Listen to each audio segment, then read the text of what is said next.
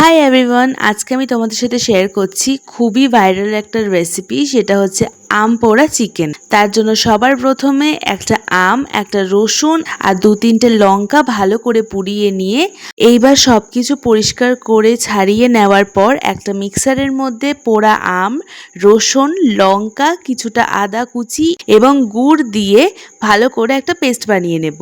এবার আগে থেকে পরিষ্কার করার মাংসের মধ্যে দিয়ে দেব ওই আমের পেস্টটা।